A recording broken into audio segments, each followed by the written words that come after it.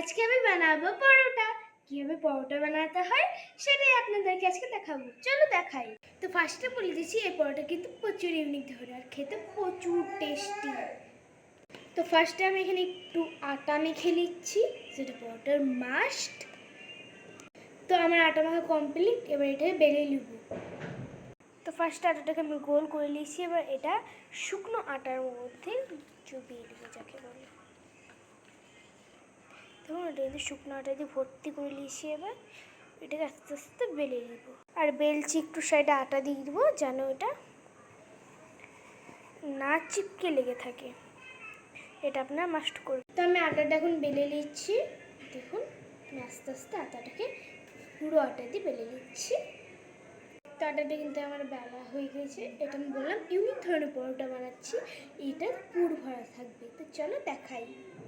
তো আমি এখানে একটু ছোলা রান্না নিয়েছি, ছোলা রান্নাটাকে পরোটার ভিতরে ভরে দেবো।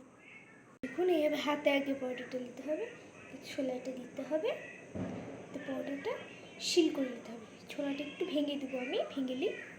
ছোলাটাকে এইভাবে চিপ শিলবো দিয়ে দেবো পরোটাতে।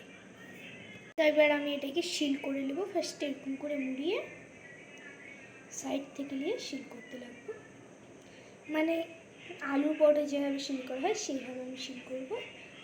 তো আপনারা পুরো প্রসেসটা দেখতে পাচ্ছেন। তারপর মুখটা একটু চিপে দেবো।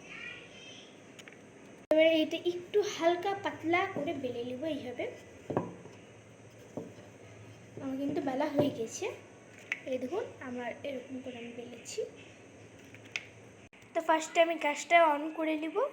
এবার গ্যাসটা কিন্তু আমি জ্বালিয়ে নিয়েছি। এবার হালকা একটু তেল দিয়ে দিয়েছি।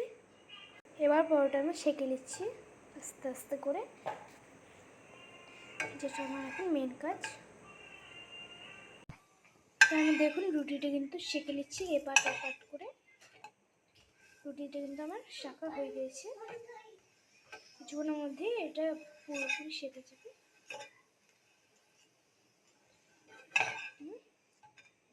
তো আমার রুটির শাঁকা কমপ্লিট। এবার আমি রুটিটা তুলে নেব। তো রুটিটা আমি একটা পাত্রে নামিয়ে নিচ্ছি, আপনাদের টেস্ট করে বলছি কেমন হয়েছে খেতে। দেখুন দেখতে কিন্তু প্রচুর সুন্দর লাগছে। তো এবার আমি এটাকে টেস্ট করে বলবো কেমন হয়েছে। সত্যি কথা বলতে পুর কিন্তু একটু বেরায়নি। কিন্তু দারুণ। অবশ্যই বাড়িতে একবার বানাবেন। Thank you for watching my video. Like, subscribe, love you all.